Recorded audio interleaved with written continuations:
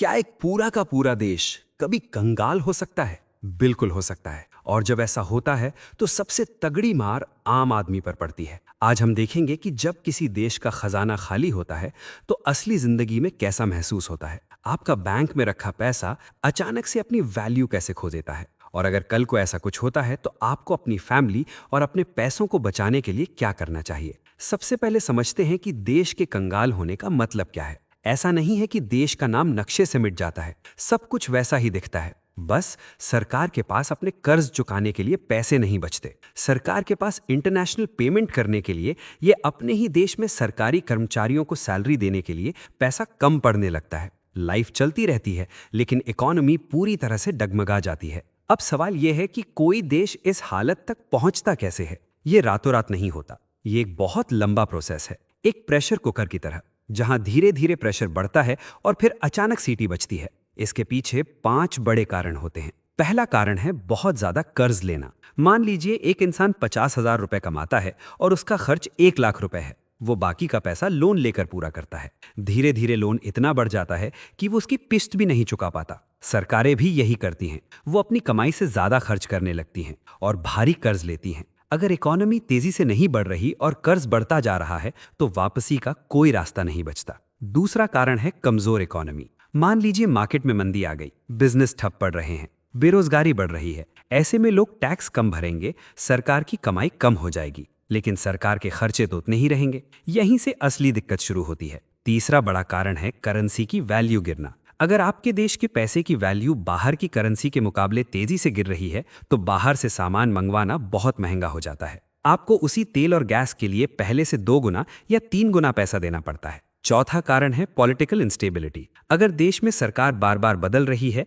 या नीतियां सही नहीं हैं, तो बाहर के लोग आपके देश में इन्वेस्टमेंट करने से डरते हैं। जो पैसा पहले से लगा है वो भी लोग बाहर निकालने लगते हैं। मार्केट से पैसा गायब होने लगता है। और पांचवा कारण है कोई अचानक आने वाला क्राइसिस, जैसे कोई युद्ध छिड़ जाना या कोई बड़ी महामारी आ जाना। ऐसी चीजें सरकार के फाइनेंस पर अचानक से बहुत बड़ा बोझ डालती हैं। ये तो हो गई सरकार की बात, लेकिन इसका असली असर आप पर और मुझ पर कैसे पड़ता है, ये सबसे डरावना हिस्सा है। सबसे पहली चीज जो आप नोटिस करेंगे वो है महंगाई। कीमतें तेजी से बढ़ती हैं। जो सामान आप आज 100 रुपए में खरीद रहे हैं वो अगले कुछ ही दिनों में 200 या 300 रुपए का हो सकता है। आपकी सैलरी वहीं रुकी है लेकिन घर चलाने का खर्च 100% तक बढ़ जाता है। दूसरी चीज है जॉब पर खतरा। प्राइवेट कंपनियां अपना प्रॉफिट बचाने और लॉस कम करने के लिए लोगों को नौकरी से निकालने लगती हैं। जॉब सिक्योरिटी पूरी तरह खत्म हो जाती है। तीसरी चीज, सरकार अपनी तरफ से दी जाने वाली सुविधाएं कम कर देती है। अस्पताल, ट्रांसपोर्ट और सब्सिडी वाले आइटम महंगे हो जाते हैं।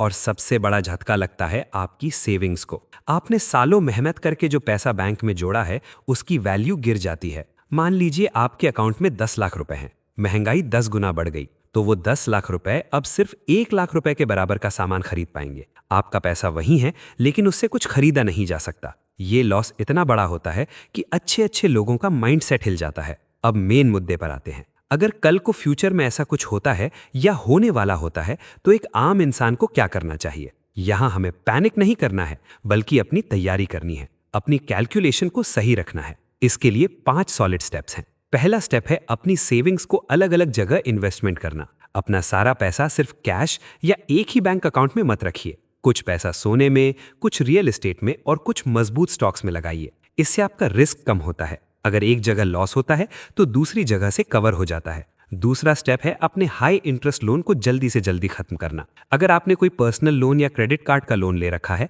तो उसे तुरंत चुकाएं। जब मार्केट में मंदी आती है तो कर्ज का बोझ संभालना सबसे मुश्किल होता है। तीसरा स्टेप है एक मजबूत इमरजेंसी फंड बनाना। अगर आपके महीने का खर्च 50,000 रुपए है तो आपके पास कम से कम 3 से 4 लाख रुपए का इमरजेंसी फंड होना ही चाहिए। ये वो पैसा है जिसे आप तुरंत निकाल सके अगर कल को जॉब चली जाए तो घर का खर्च चलता रहे। चौथा स्टेप है अपनी स्किल्स पर काम करना। अपनी फील्ड में इतने एक्सपर्ट बन जाइए कि चाहे इकोनॉमी कितनी भी खराब हो, लोगों को आपकी जरूरत रहे। जिस इंसान के पास सही स्किल्स हैं वो किसी भी मुश्किल समय से बाहर निकल सकता है, उसका फ्यूचर सिक्योर रहता है। और पांचवा सबसे जरूरी स्टेप है जल्दबाजी में आकर कोई गलत फैसला ना लेना। डर कर अपना सारा इन्वेस्टमेंट घाटे में मत बेचिए।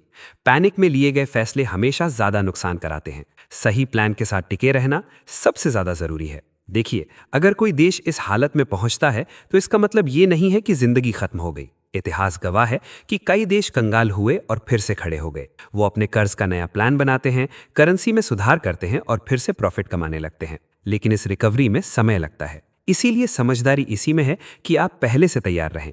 आपको पता होना चाहिए कि मार्केट कैसे काम करता है। आपका माइंडसेट ऐसा होना चाहिए कि आप किसी भी परिस्थिति में अपने फाइनेंस को संभाल सके। अगर आपको ये वीडियो समझ आई हो और आप अपने पैसों को लेकर फ्यूचर में सही फैसले लेना चाहते हैं तो इस वीडियो को लाइक जरूर करें।